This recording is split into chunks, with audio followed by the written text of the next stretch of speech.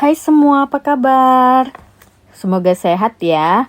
Saya Nirwana. Saya mau cerita sedikit nih, sharing karena banyak yang nge-DM saya bagaimana sih kondisi rumah sakit Jepang, apa sih bedanya dengan rumah sakit kita yang di Indonesia gitu kan. Ada beberapa hal yang saya mau jelaskan, mulai dari makanannya, tata keramanya, komunikasi saya dengan tenaga medisnya, fasilitas ruangannya dan fasilitas rumah sakitnya, bagian registrasinya dan melaporkan kondisi sendiri badan kita setiap hari, kegiatannya apa aja, mulai dari pagi sampai malam. Dan saya pertama itu mau cerita tentang tata kerama. Tata kerama di Jepang itu kan sudah terkenal ya. Kalau kita selalu etikanya nomor 1 gitu. Dan mereka saling menghormati. Apalagi jangankan di rumah sakit. Di rumah aja kita sendiri saling menghormati. Kalau emang kita teleponan tidak bisa bersuara keras. Dan kalau emang kita itu menyapa harus membungkukkan badan seperti itu. Dan apalagi kemarin saya itu ada di ruang kamar yang kapasitasnya 4 orang, dimana saya sendiri adalah orang asing dan 4-nya itu orang Jepang. Dan di sana sudah rumah sakit itu rata-rata yang sakit itu sudah tua semua gitu, dan di ruangan itu juga udah tua. Jadi penyakitnya sih saya mungkin sama karena kan lagi di ruang satu lantai, itu saya di lantai 9, mungkin untuk khusus untuk cancer, tapi mungkin cancernya berbeda-beda ya, dan mungkin yang lagi mendapatkan kemo atau sudah operasi saya tidak tahu. Dan kita di sana saling menghargai dan menghormati. Untuk teleponan itu tidak ada di ruangan, dan membunyikan atau membuat suara keras dari handphone juga tidak ada. Pas masa ini juga masa corona, jadi tidak ada yang menjenguk untuk pasien ya kan. Kalau emang untuk pengantaran pun saya kemarin hanya sampai di lobi saja, di luar gitu kan, tidak sampai ke ruangan. Walaupun si tenaga medis atau nurse-nya untuk cek kalau emang dari pagi sampai sore itu suaranya memang keras, tapi kalau emang untuk menuju malam mereka ceknya itu suaranya pelan-pelan sekali sambil bisik-bisik seperti itu. Saya ikut mendengarkan, tapi itu memang suara bisikan untuk mengecek kondisi dan antara pasien dan nurse-nya, dan untuk memasukkan injeksi juga mungkin. Dan saya mau bicara tentang makanan. Makanan di rumah sakit Jepang itu makanannya asupan gizinya sesuai ya, karena apalagi saya sekarang lagi sakit kanker payudara dan lagi masuk obat, itu mau obat keras kayak obat kemoterapi, artinya membutuhkan gizi yang terbaik dong. Jadi kalau emang mereka juga memberikannya asupannya sesuai, mungkin gizinya itu memang itu terbaik gitu. Terus penyajiannya itu sebelumnya sebelum masuk ke ruangan kita ada briefing dan kita ada informasi kalau kita saya sendiri nggak makan pork. Jadi nurse informasi kalau emang tidak makan pork, artinya selama ada di rumah sakit ditiadakan untuk daging gitu.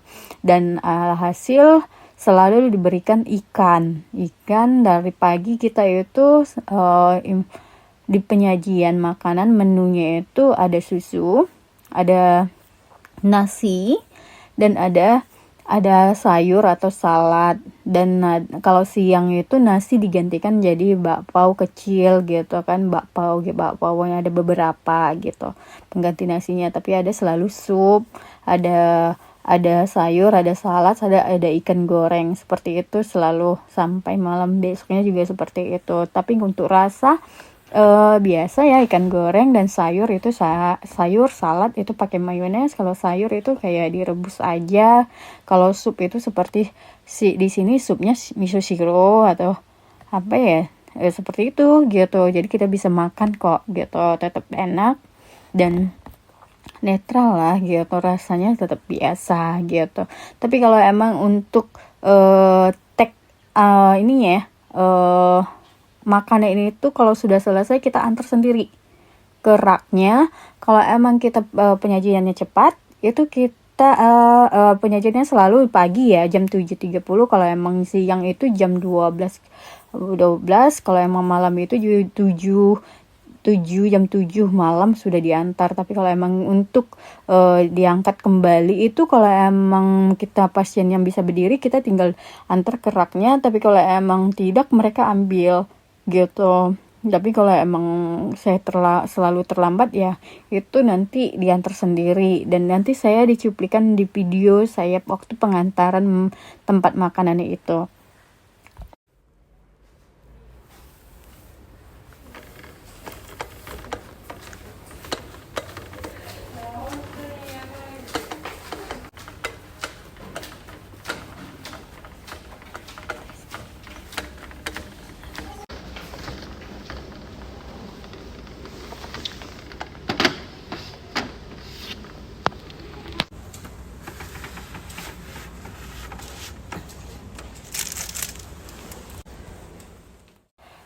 Tentang bahasa komunikasi antara saya, nurse, dan dokter, itu ada dua, menggunakan bahasa Inggris dan alat komunikasi, alat translate namanya. Kalau emang untuk bahasa Inggris, memang saya informasi suami, bahasa Inggris saya tidak begitu bagus ya, Inggris Indonesia. Jadi mungkin pengucapan orang Jepang tidak akan begitu mengerti kalau emang sekali mendengar. Beberapa kali saya ucapkan baru mereka mengerti seperti itu. Jadi ya kan, jadi tidak terlalu bagus untuk bahasa Inggris saya. Dan jadi kalau emang untuk komunikasi dengan dokter itu saya hanya beberapa menit, karena kalau emang visit dokter itu pagi-pagi itu tidak terlalu lama ya. Hanya bicara, "Hi, good morning," gitu kan. "Hari ini, are you okay?" Seperti itu. Saya jawabnya selalu, "I'm fine, Dok." Seperti itu. Jadi ya tidak terlalu panjang. Jadi bahasa komunikasinya itu bisa pakai bahasa Inggris. Tapi kalau emang nurse kan itu ada beberapa percakapan yang harus panjang. Jadi lagian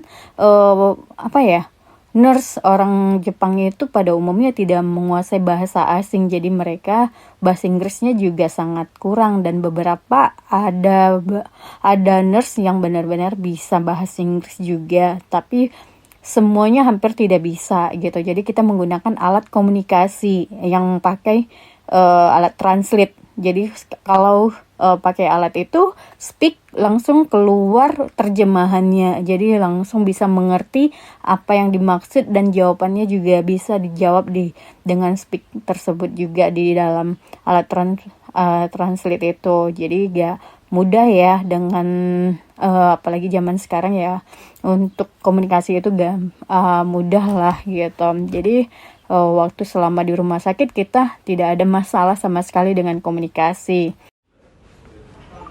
消毒をして針を刺します。 Disinfeksi dan ditusuk jarum. 大丈夫？ Dan ada juga yang nurse-nya bisa bahasa Inggris, jadi kita juga bisa komunikasi tapi hanya sedikit gitu tentang masalah. Hari ini saya mau pulang, kemarin ada nurse-nya bisa bahasa Inggris karena tidak pakai alat, jadi kita bisa komunikasi. Fasilitas ruangan di rumah sakit tersebut itu ada beberapa, mulai dari TV, kulkas, lemari, baju, dan hair dryer, mesin cuci, dan tempat sampah, dan kamar mandi, toilet. Itu ada beberapa yang bisa dipakai free dan bisa dipakai tapi mulai voucher kartu. Kalau emang kayak seperti kulkas dan TV, mesin cuci, itu dipakai kalau emang kita itu bayar, nanti dikasih kartu dan kita menggunakannya. Tapi yang lainnya itu kayak hair dryer, kita bisa pakai free kapan aja. Kalau emang kita lagi cuci rambut basah, kita hair dryer gitu. Kalau emang di kamar saya kan ada 4 orang dan di sana hanya ada wastafel. Untuk toiletnya itu kita keluar dari ruangan dan tidak jauh ya, hanya sedikit aja dan langsung ke toilet. Dan kalau emang kamar mandi itu beda lagi tempatnya, itu kamar mandinya besar. Di sana nanti kita sistem booking, dimana schedule kalau emang kita dapatnya pagi itu tidak ada, kita bisa mandi pagi, siang juga seperti itu, kalau sore juga seperti itu. Kalau emang nggak ada schedule orang lain tuh mandi, kita mandi gitu. Dan terus kalau emang masalah sampah, kita pengantarannya sampah masing-masing gitu, kita kumpulin sampah bakar, sampah plastik, dan sampah botol seperti itu. Dan kalau emang yang untuk lemari ya itu gratis, free, kita bisa nempatin tuh pakaian kita untuk gantungan dan tempat tas kita. Untuk fasilitas rumah sakit, itu karena saya kemarin ada di Rumah Sakit Sentral Sapporo ya, jadi kapasitas rumah sakit itu besar sekali dan alat-alatnya canggih dan memiliki dokter yang disiplin ilmu tinggi gitu. Jadi kalau emang di sana juga memiliki kafe, marketnya itu ada di lantai 2, karena saya pergi untuk beli makanan kecil ya, karena bosen di kamar, jadi saya jalan-jalan dan saya pergi ke market. Dan saya lihat ada juga telepon umum gitu, jadi kita bisa teleponan kalau tidak punya handphone atau pulsa nggak ada, mungkin telepon pakai telepon umum gitu. Dan ada juga di lantai tersebut ATM untuk pengambilan uang seperti itu. Dan ada sebelum kita masuk kemarin kita briefing, ada kekasih kertas untuk melaporkan diri gitu, kondisi badan kita hari ini mulai dari pagi sampai malam, mulai dari kondisi berapa suhu temperatur kita dan bagaimana urin dan berapa kali kita untuk buang air kecil, pup, dan minum kita berapa liter, makan kita habis atau tidak, mulai dari pagi sampai malam, pagi, siang, malam ya gitu. Jadi itu dikasih kita kertas dan kita isi gitu. Nanti nurse datang untuk mengecek, dan kalau emang dia merasa mau bertanya belum ditulis, dia akan bertanya. Dan kalau emang sudah, dia lihat kertas tersebut seperti itu. Untuk teman-teman yang tertarik dengan video saya, dukung saya dengan kasih like, share, komen, dan subscribe-nya ya. Dan saya akan terus-menerus konsisten untuk memberikan informasi yang dibutuhkan sama teman-teman. Saya Nirwana, saya ucapkan terima kasih.